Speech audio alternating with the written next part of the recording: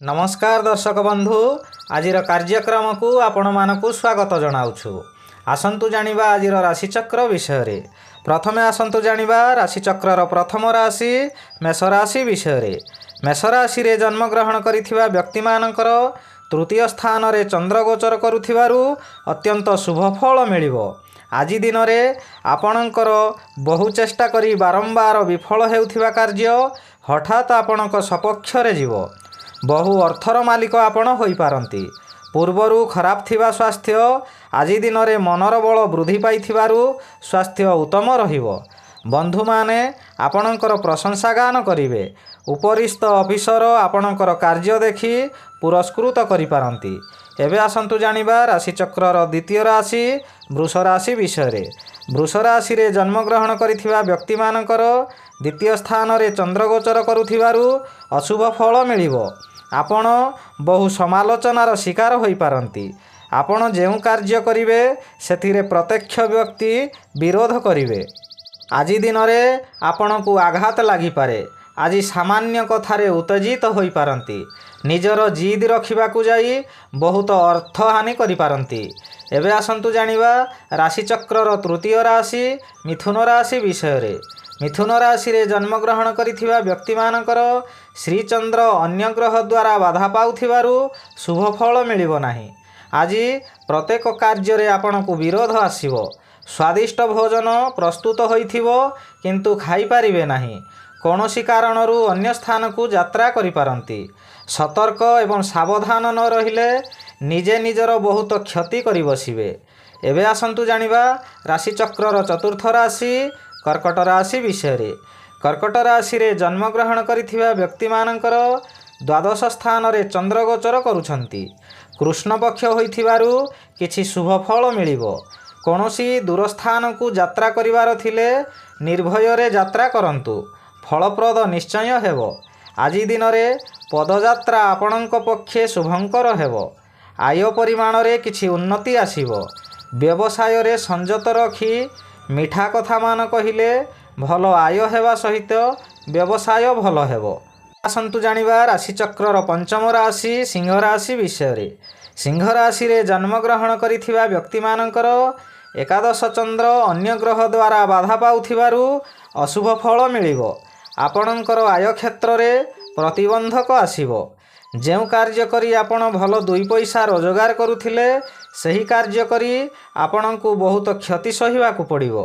बंधु माने आपणको विरोध करिवे। परिवार रे केही आपणको सहयोग करिवे नाही। हताश होई पड़िवे।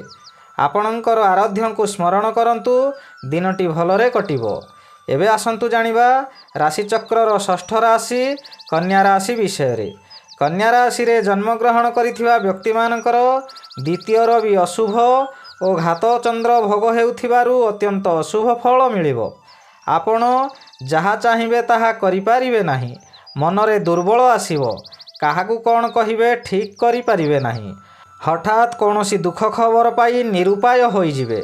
निज गृह रे मध्य किछि दुर्घटना घटी पारे।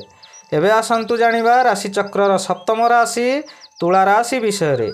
तुला राशि रे जन्म ग्रहण करिथिबा व्यक्ति मानकर जन्म रवि और नवम चंद्र अन्य ग्रह द्वारा बाधा प्राप्त थिबारु शुभ फल मिलिबो।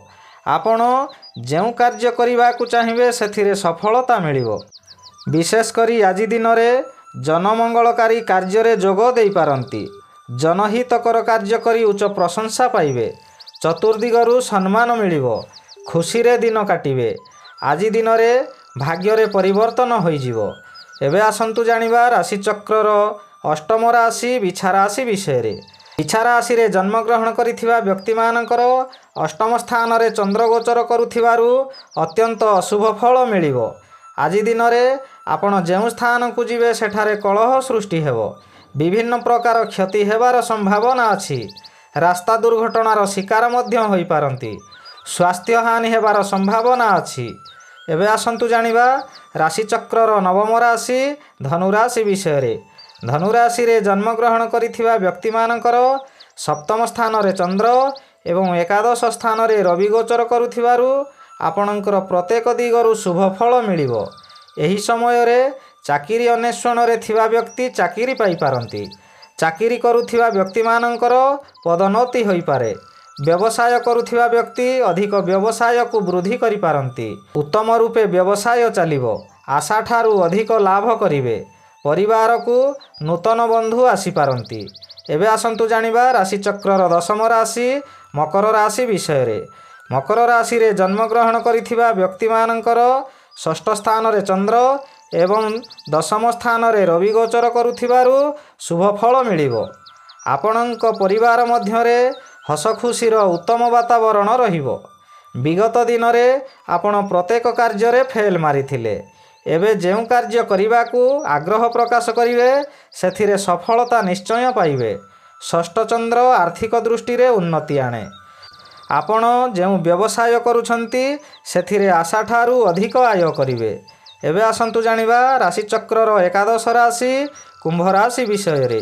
କୁମ୍ଭ ରାଶିରେ ଜନ୍ମଗ୍ରହଣ କରିଥିବା ବ୍ୟକ୍ତିମାନଙ୍କର ପଞ୍ଚମ ଚନ୍ଦ୍ର ଅନ୍ୟ ଗ୍ରହ ଦ୍ୱାରା ବାଧା ପାଉଥିବାରୁ ଅଶୁଭ ଫଳ ପରିବର୍ତ୍ତେ ଶୁଭ ଫଳ ମିଳିବ।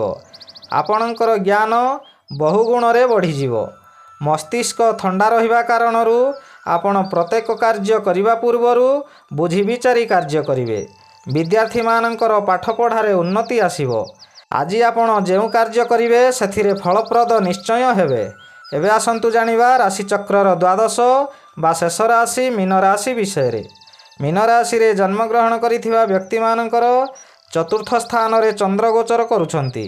କୃଷ୍ଣପକ୍ଷ ହୋଇଥିବାରୁ ଅତ୍ୟଧିକ ବିଚଳିତ ଲାଗିବ ନାହିଁ। ଧୈର୍ଯ୍ୟର ସହିତ ଆଗକୁ ଆଗକୁ ମାଡ଼ିଯିବେ। ଅର୍ଥ ଆସିବାର ବାଟ ଫିଟିଯିବ, କିନ୍ତୁ ତତ୍କ୍ଷଣାତ୍ ମିଳିବ ନାହିଁ। ଚାକିରି କରୁଥିବା ବ୍ୟକ୍ତିମାନେ ଶୁଭ ଖବର ପାଇ ଆନନ୍ଦିତ ହେବେ। ଚତୁର୍ଥ ସ୍ଥାନ ବିଦ୍ୟାସ୍ଥାନ ଏବଂ ମାତୃସ୍ଥାନ ହୋଇଥିବାରୁ ଗୃହରେ କିଛି ଯୁକ୍ତିତର୍କ ହୋଇପାରେ। ବିଦ୍ୟାର୍ଥୀମାନେ ବିଦ୍ୟାରେ ଉନ୍ନତି କରିବେ।